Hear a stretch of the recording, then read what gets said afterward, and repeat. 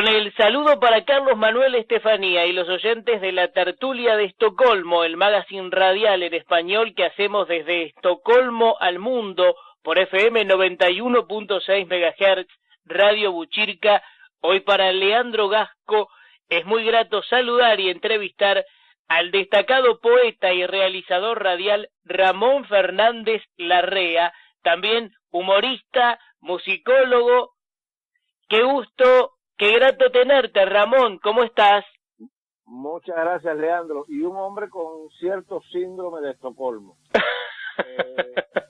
No es que José Estefanía a cada rato me atrapa en esas redes suecas y entonces, bueno, uno tiene que brincar ahí. El único detalle es que no soy musicólogo o no me considero musicólogo, sino es diferente, musicógrafo. Es más o menos recordar fechas, recordar nombres, porque musicólogo debería ser músico, y realmente siempre le pedí un violín a los Reyes Magos y parece que sabían cuáles eran mis dotes musicales, jamás me lo dejaron. Claro, yo por ahí te leía que así te definían, pero el término que tú me señalas es el correcto, ¿no? Considerando que la verdad que tienes una gran sapiencia, una cultura interesante histórica y un conocimiento profundo de las raíces y de la música, desde luego de tu Cuba querida y el destaque también de la hispanidad. Sé que muchos te tienen presente por aquel legendario El programa de Ramón, que fue querido por la audiencia en Cuba entre 1988 y 1991, si digo bien, y también sí, exacto.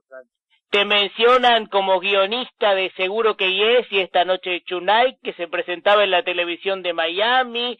Viviste en Barcelona, donde hiciste radio por 5 años, que además aprovecho para decir que le mostraste gentilmente la ciudad a nuestro amigo Carlos Manuel Estefanía, que te lo agradece especialmente también. Casi que me convertí en un guía de Barcelona para los amigos. Qué bueno eso, ¿eh? Al menos una vez a la semana siempre pasaba alguien y entonces, bueno, me daba el gusto porque es una ciudad que yo amo. Me enamoré de esa ciudad y me gustaba compartirla con todo el que pasara por ahí, ¿no? Ahora, hoy eres presidente, guionista y director de Memoria de La Habana. El sitio es... No, presidente no. Creador, director y guionista, pero nunca presidente. No me pongas en esa responsabilidad, por favor, no. Ahora, eso dice web, ¿eh? Bueno, pero... Te bautizaron así.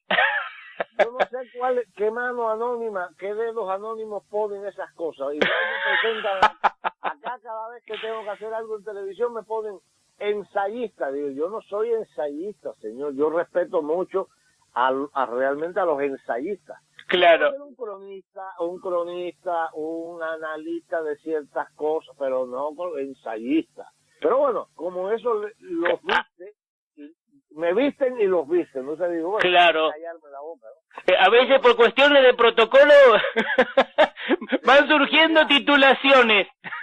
Claro, lo de Memoria de La Habana, que yo siempre aclaro que La Habana es una especie de metáfora de toda la isla de Cuba, porque realmente en el pasado, del siglo XIX y XX, todo lo que valía y brillaba del mundo pasaba por La Habana, es decir, por Cuba, ¿no?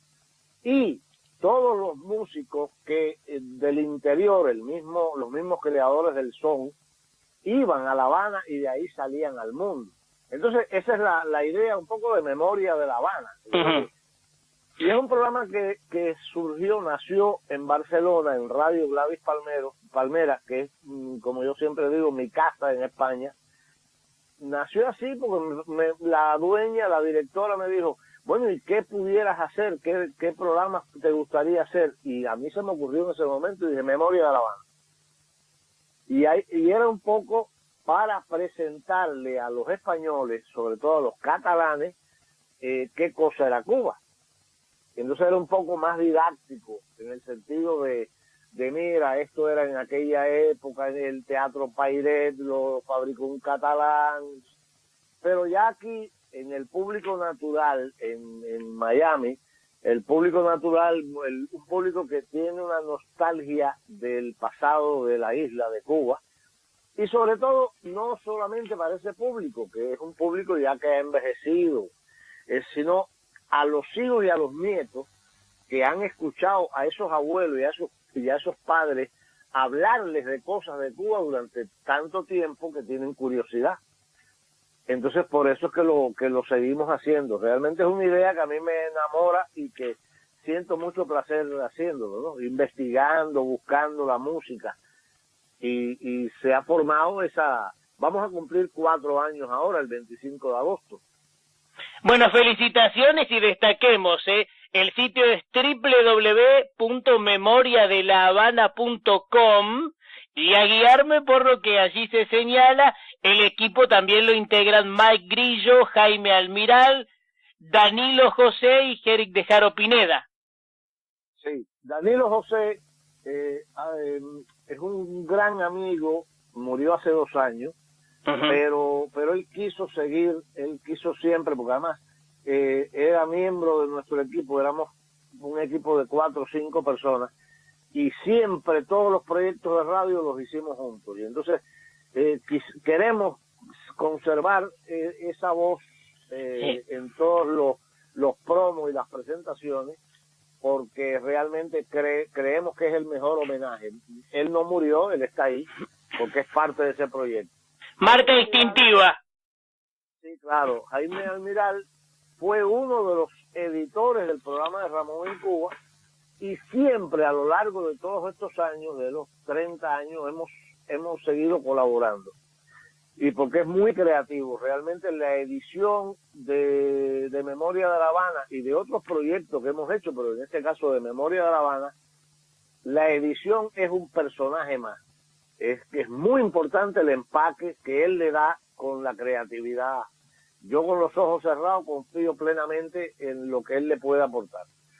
Mike Grillo es un amigo que conocí aquí, y es un tipo, un amante de toda la cultura y todas las cosas de Cuba y de la música y de los artistas, y él se ofreció a producir el programa con dinero y con relaciones y con gestiones, y de hecho siempre le consulto las cosas a él, y es un miembro valiosísimo de esto. Y el último del equipo es Eric de Aro, que es quien lleva el informático, que también es muy creativo, un diseñador de páginas web, y es el que monta todos los programas y lleva la página de memoriadelavana.com, pleca, emisora de radio online. Y entonces, bueno, la actualiza y él se mantiene al día en eso. Somos un equipo corto, breve, pero bueno, parece que con eso funcionamos. Ahora, qué bueno volver a la Cuba de padres y abuelos, rescatar raíces con buen gusto, profesionalismo e imaginación, que bueno, la imaginación es la radio misma, ¿no? Por allí el teatro del aire. Memoria de La Habana, lo has definido, leía por allí, como una rebelión contra el olvido. Para saber lo que somos, debemos conocer lo que fuimos. Sí. Es un poco lo que planteamos. Y el otro lead o lema es que la memoria también se aprende. Realmente, yo descubrí, o sea, cuando yo me fui de Cuba, estaba escapando de toda esa realidad y esa que me abrumaba, ¿no? Pero en la lejanía, y sobre todo cuando empecé a hacer este programa en Barcelona, me di cuenta que yo casi no conocía mi país. Y esto es una manera de yo empezar a conocer a Cuba en la distancia, conocer qué fue lo que pasó, por qué pasó esto, y toda esa música realmente que en una isla tan pequeña es increíble que hayan surgido más de 6 ritmos musicales que movieron al mundo. Es increíble. Estaba viendo el otro día un capítulo de una serie muy buena que se llama Tremé, que es sobre New Orleans después del Katrina, y la música de New Orleans es una maravilla. Y yo les recordaba a mi esposa que el vínculo tan grande que había entre New Orleans y La Habana musicalmente, ¿no? Y casualmente uno de los protagonistas está tocando una pieza y se lo explica a otro y le dice, este es el mambo que aportó la música cubana a esta música de New Orleans.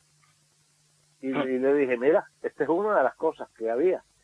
La otra eran los músicos de New Orleans, los músicos negros que participaron en la guerra hispano-cubano-española, que tomaron Santiago de Cuba. Y hay un intercambio profundísimo de música que aportaron también, y cuando regresaron llevaron cosas del son cubano, que ya estaba, no del son propiamente, pero sí de elementos que formaron después el son. O sea que había una relación tremenda. Y esas cosas me da mucho placer irlas descubriendo, irlas aprendiendo y sobre todo después compartirlas con la gente, ¿no? Desde luego, que la conozcan también nuevas generaciones, ¿no? Esto tan rico de la historia y de la unión musical también. Nos hablabas de tu salida de Cuba, bueno, ese sistema tirano con presos políticos, falta de libertades y necesidades que hoy perdura para mal. Tú te exilias primero en Canarias, luego en Barcelona y hoy resides en Miami, como señalabas. Participaste en la realización de diversos documentales, escribiendo textos y guiones, si tengo bien el dato, haciéndote cargo de la banda sonora de la película cubana Guantanamera. Sí, fue muy interesante, muy curioso, aunque en la película realmente no se nota mucho, ¿no? Porque después de que habían grabado, que habían filmado la película, estaban los dos directores, Juan Carlos Tavío y Titón, estaban en Gutiérrez Alea, estaban ya editándola en España.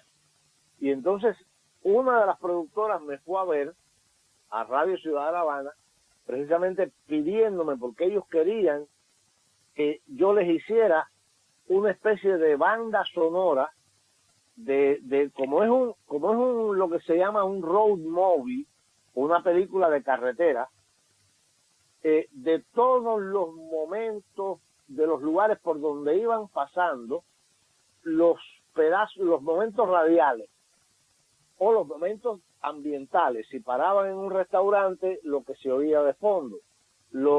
Si iban en el carro, lo que sintonizaban según la provincia por donde pasara. Y entonces a mí me divirtió mucho y movilicé a muchos amigos míos, locutores y todo, y buscamos los pedacitos de música que podían servir para eso. Quedaron creo que 2 o 3 en la película, pero me dio mucho placer saber que podía divertirme también haciendo eso, ¿no? Aportar mi punto de vista. Sí, y un trabajo de investigación interesante también. Sí, cómo no. Ahora, me gustaría mencionar tus libros y te pido al expresar cada uno un concepto que nos brindes. ¿Puede ser? Sí, vamos a ver. A ver. El pasado del cielo, 1987. El pasado del cielo es mi primer libro, que no es en realidad mi primer libro. Siempre hay en un poeta 3 o 4 libros, no puedo decir fallidos, pero sí libros de adolescencia que realmente no, bueno, uno va desechando y después va salvando algún que otro poema. Pero es el primer libro más o menos con una cierta coherencia y es un poco el espejo de lo que era mi poesía en ese momento, el rompimiento. Me siento muy satisfecho de que sea ese, ¿no? Y casualmente obtuvo un premio, el premio de la Unión de Escritores, y lo principal, que fue publicado. Llegué a ser el autor más joven y más inédito de Cuba. Y entonces ya rompí la maldición con este libro. Qué bueno. Mucho placer. Dime. Realmente, y El pasado del cielo, el título, sale de un verso de una canción de Silvio Rodríguez. Y por eso es el concepto. Esto, somos prehistoria que tendrá el futuro. Somos los anales remotos del hombre. Estos años son el pasado del cielo. Cuando todavía yo era tan ingenuo que pensaba que el cielo era el futuro para Cuba, el comunismo, el socialismo y todo eso. Después me decepcioné, pero profundamente, ¿no? Poemas para ponerse en la cabeza, 1989. Sí, este es un libro más burlón. Yo había regresado de la guerra de Angola y traía mucha carga de cosas por dentro y realmente es un libro que son casi varios libros, como miradas a otras cosas, ¿no? Y empecé a cambiar el lenguaje. Y entonces era muy burlón desde el título, porque lo mandé a un concurso que ganó, ¿no? Y decía, siempre las indicaciones decían, estos poemas son para hacer doblar la hoja así y armar un gorrito y ponérselo en la cabeza. La otra manera es recordarlo. Claro. El libro de las instrucciones, 1991. Esto es muy curioso, porque el libro de las instrucciones, eso fue un título inventado ahí, porque me fueron a ver a La Habana unos amigos de la Universidad de Guadalajara, México, y entonces me pidieron algo para publicar. Yo lo que tenía era un libro que todavía, yo no me acuerdo el título que tenía, pero esta es la primera parte de otro libro. Y yo se la di. Después, la segunda parte de ese libro fue otro libro más, que es Terneros que nunca mueran de rodillas. Sí. Pero realmente el libro de las instrucciones, que salió como una especie de separata, un cuadernito, era la primera parte de ese otro libro. Manual de Pasión, 1993. Esto, más que un libro, es una especie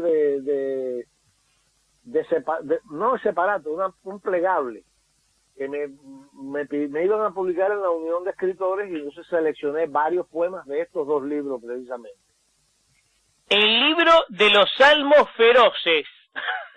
Ya este es más envenenado, ya este es mucho más envenenado, porque tiene poemas largos y poemas muy desafiantes. Ya yo estaba, es 94 precisamente, ¿no? Sí. Ya yo estaba muy disgustado con lo que pasaba y con el sistema y con todo. Y es un libro bastante agresivo en el lenguaje, ¿no? Y no me lo publicó ninguna editorial de la Unión de Escritores, ni ninguna editorial oficial, sino era una pequeña editorial del Ministerio de Cultura, pero de provincia Habana. Ellos asumieron el riesgo y lo lanzaron ahí. Fue realmente el último que publiqué en Cuba. Ajá. Y después tenemos el que mencionabas, Terneros que nunca mueren de rodillas.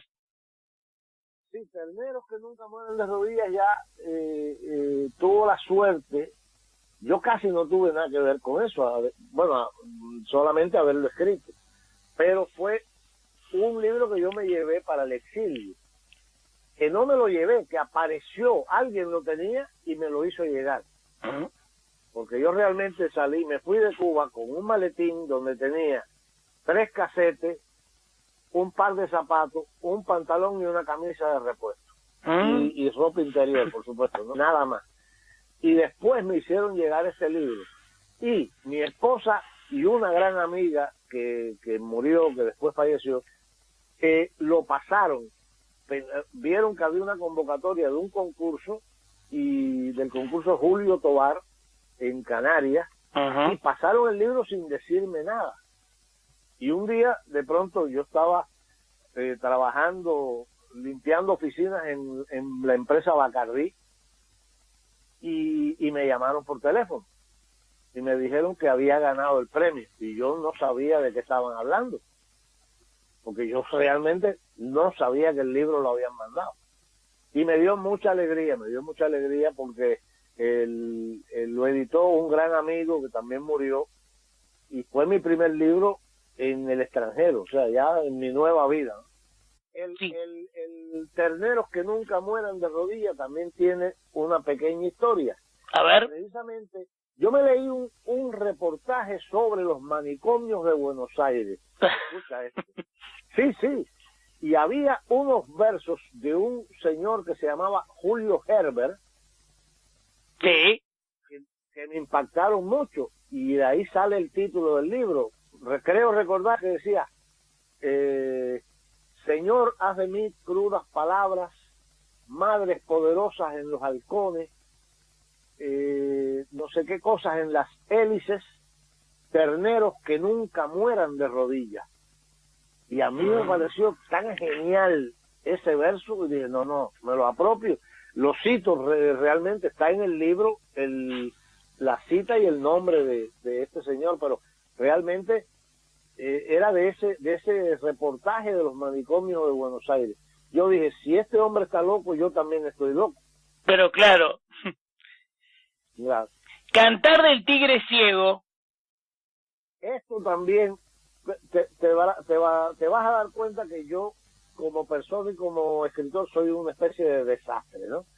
Que yo estuve en México en el año en noviembre del 93, a mí me hacen una invitación, precisamente la Universidad de Guadalajara, como no sabía cómo pagarme el libro el manual de pasión, como no sabían cómo pagarme ese cuaderno, me incluyen en la delegación cubana, de los escritores cubanos, que iban a la Feria del Libro de Guadalajara de 93, donde le iban a dar el premio Juan Rulfo a Eliseo Diego, un gran poeta cubano, que iba con los hijos que eran mis amigos. Entonces, bueno, aquello fue una fiesta para mí. Ahí yo me di cuenta, llegando ahí, que todos los amigos mexicanos que yo tenía, todos eran de Guadalajara. Y dije, qué curioso. Y entonces es una ciudad realmente que a mí es como mi tercera ciudad en el mundo, ¿no? Guadalajara. Y después que estoy allí, que me quedé más tiempo del que se acabó la feria, la gente regresó a Cuba, y yo me quedé porque mi pasaje estaba abierto. E incluso pude trabajar así por la izquierda, escribiendo en periódicos y dando conferencias en la Universidad de Guadalajara y todo. Pero tuve que regresar por motivos de que, bueno, se viró los zapatistas dieron aquel en Yucatán, tomaron la cosa y se puso muy malo para los cubanos indocumentados como está ahora mismo, ¿no? Y tuve que regresar a La Habana.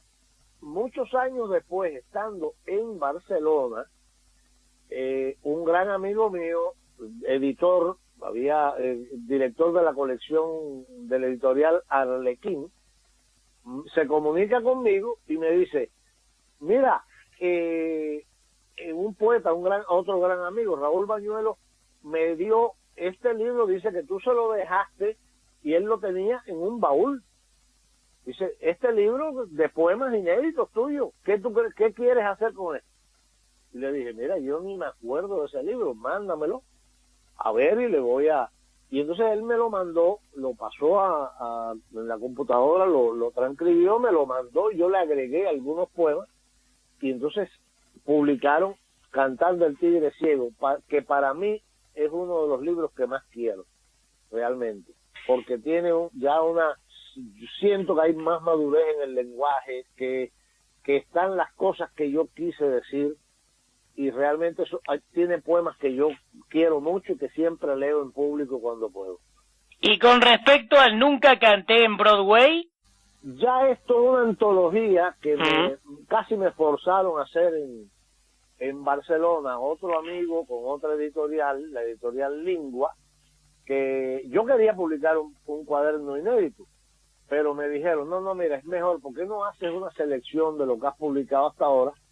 Y yo dije, mira, está bien, me parece bien porque he publicado así, sueltos, aislados, los libros, y me gustaría que se conservaran en un solo cuaderno, lo mejorcito, y que, no sé, que pudiera llegar a Cuba, porque en realidad mis compatriotas no saben lo que yo he ido publicando por ahí, y de ahí salió la antología.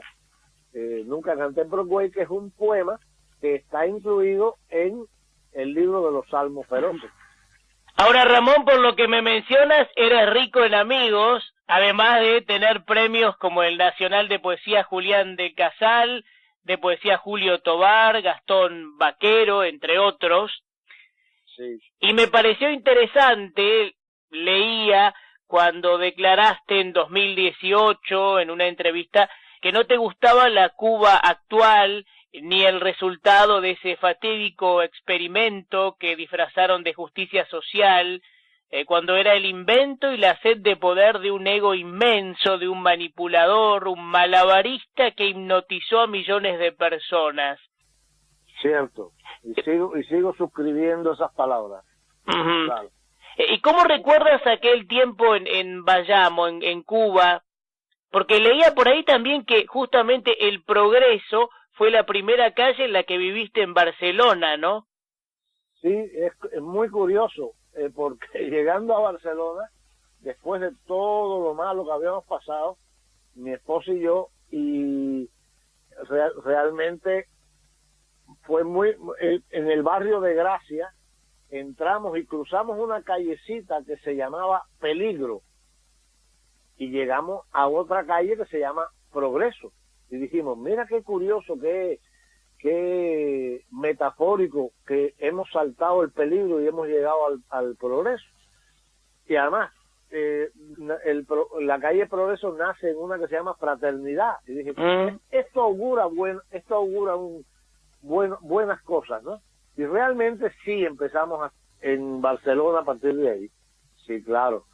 Y suscribo esto de que creo que la revolución cubana, que ha sido de alguna manera, y sé que estoy diciendo cosas de las que te decía que esto que voy a decir es casi un pecado mortal para cierta gente que realmente siguen viendo y vieron el ejemplo de Cuba como el futuro, como una revolución limpia, como algo a imitar. Y realmente Cuba se ha convertido en una especie de parque temático de los dinosaurios, porque esta supuesta revolución, que bueno, echó del poder a una dictadura y toda la corrupción que se fue acumulando, pero se olvidaron de que desde 1940 en Cuba regía una de las constituciones más modernas del mundo. Y tanto el Batista, que dio el golpe de Estado, como Fidel, que lo expulsó, se olvidaron y pisotearon olímpicamente esta constitución y empezaron a expulsar y a nacionalizar las cosas sin ton ni son, pero con un afán de tener el poder.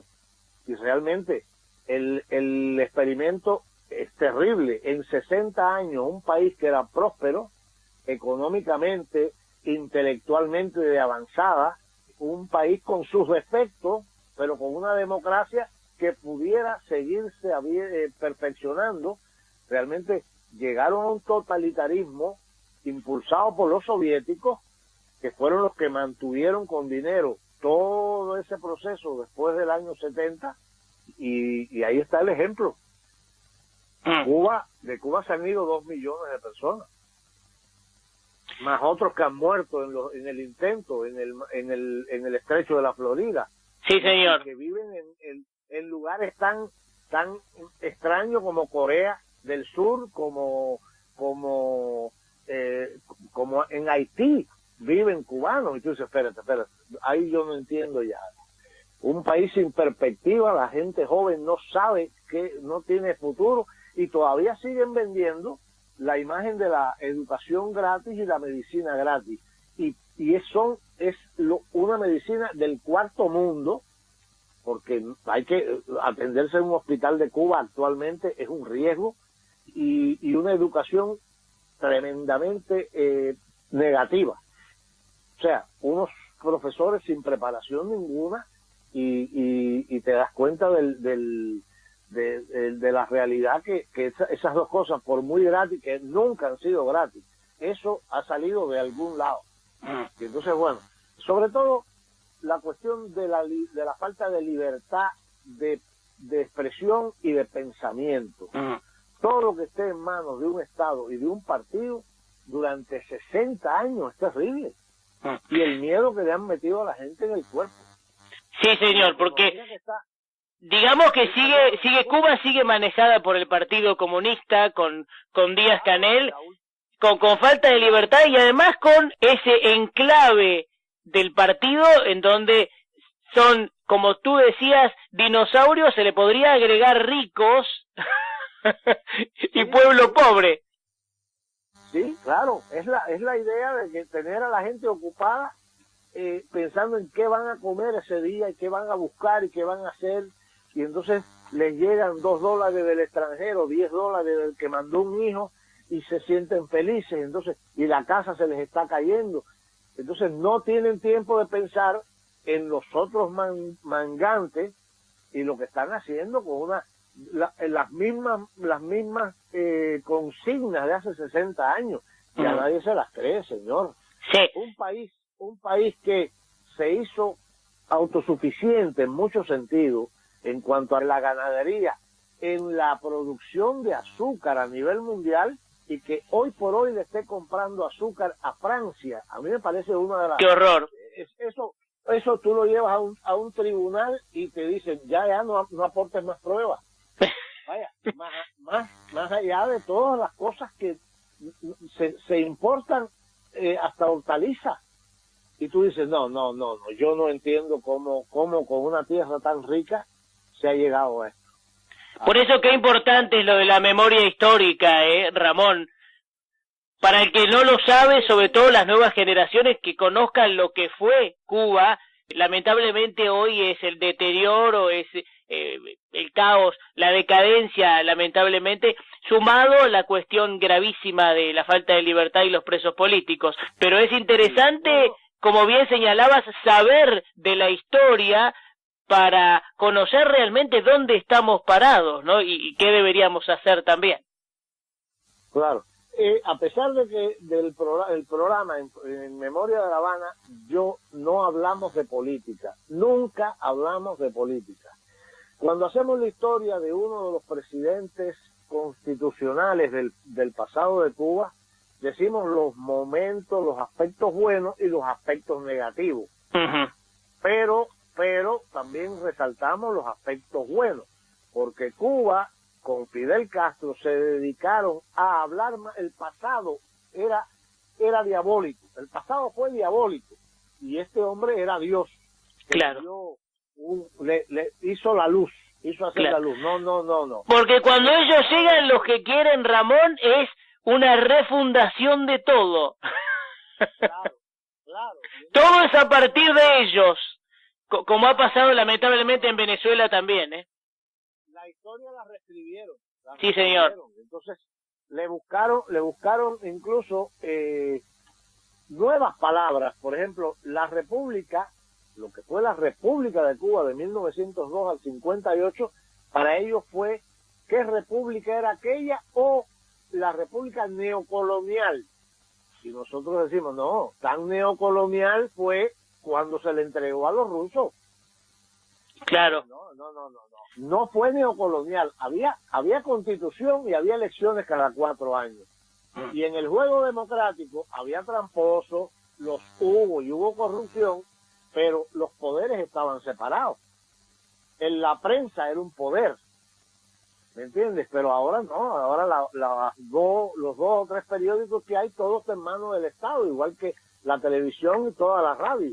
Claro. Entonces, ¿qué punto de vista tú me vas a dar? El único, el del partido. Entonces, no.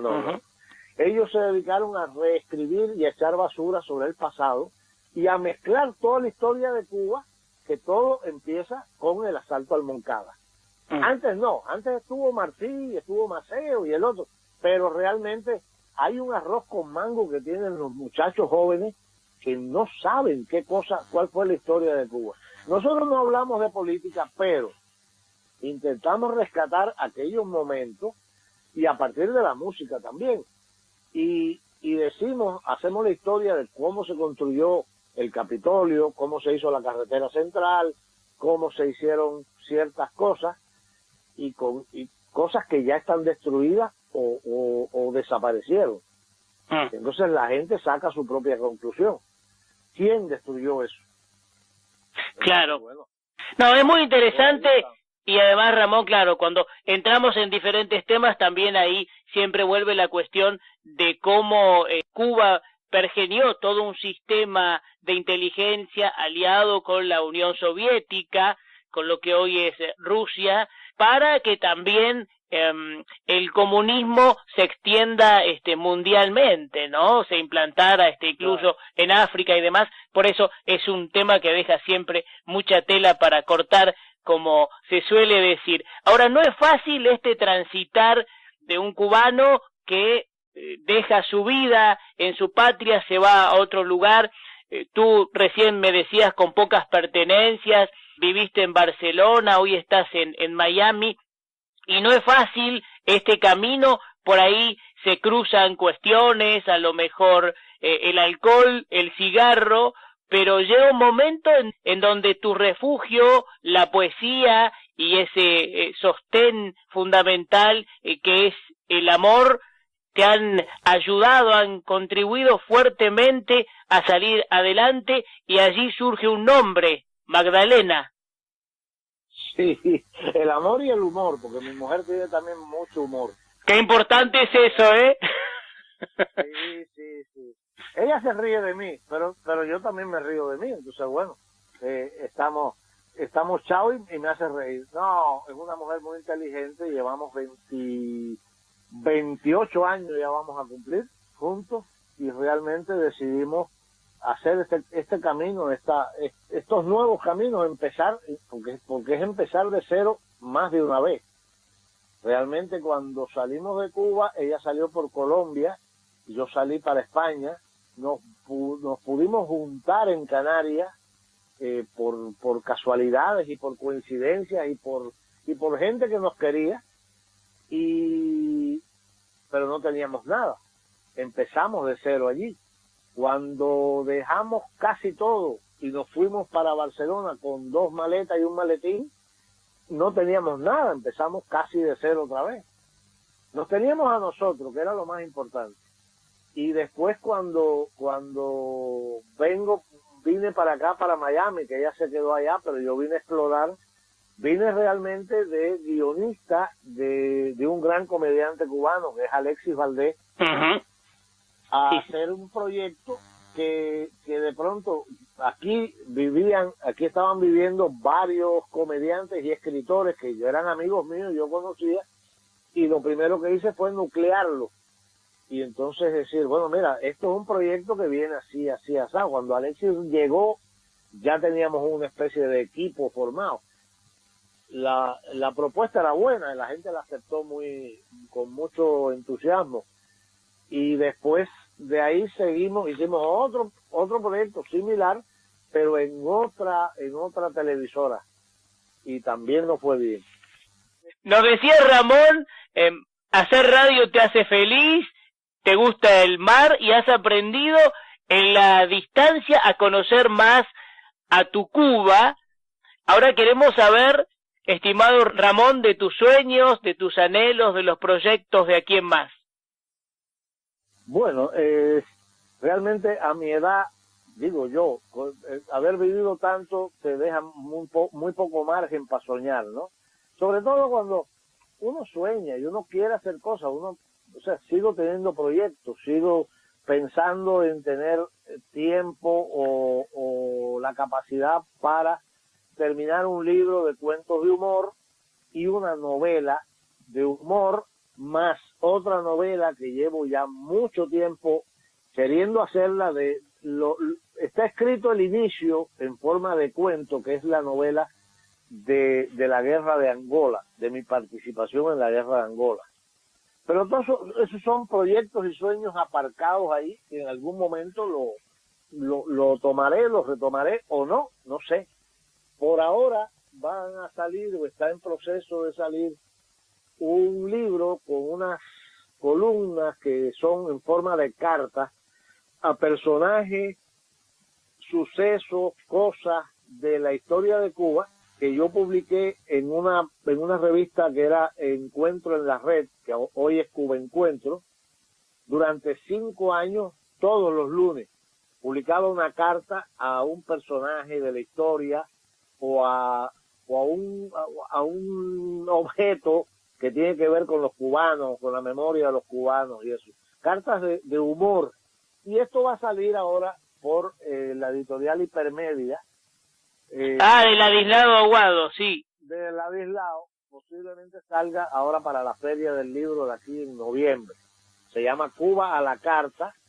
Hasta ahora tengo el encargo también de dos grandes amigos, de Enrique del Risco, el humorista, una novela que se llama Turcos en la Niebla, que haga el prólogo, y la portada la haría Alberto Ajubel, que es un excelente dibujante y humorista cubano que vive en Valencia, España ahora. Entonces vamos a ver ese libro. Decía que ahora entre los proyectos también, que era algo también detenido, pausado, es que me han hecho la oferta de una editorial de acá, reeditar un libro que publiqué precisamente con Lingua en Barcelona, de Cabiosiles, los músicos de Cuba, que son retratos emocionales de varios músicos, creo que son 63 músicos, que de alguna manera conocí o descubrí estando lejos, ¿no? Conocí personalmente en Cuba o descubrí después escuchando su música, y averigüé sus vidas y todo. Entonces son impresiones y un poco contando desde mi punto de vista y con un aire poético, ¿no? Y hay muchos, yo siempre quise ampliar este libro con otros músicos que desaparecieron después de haberse publicado, como Cachao, el contrabajista, como Olga Guillot, querida, como Celina González. Entonces, bueno, tengo una lista de nombres que me gustaría tener tiempo y quizá el mismo aire poético de hace 15 años, 14 años, para para seguir y hacer estos nuevos Cabiosiles. Cabiosiles porque Cabiosiles es un saludo en la religión yoruba, es un saludo a Changó y al resto de los orichas. Y entonces, bueno, yo considero a estos músicos como los orichas, los santos de la cultura cubana.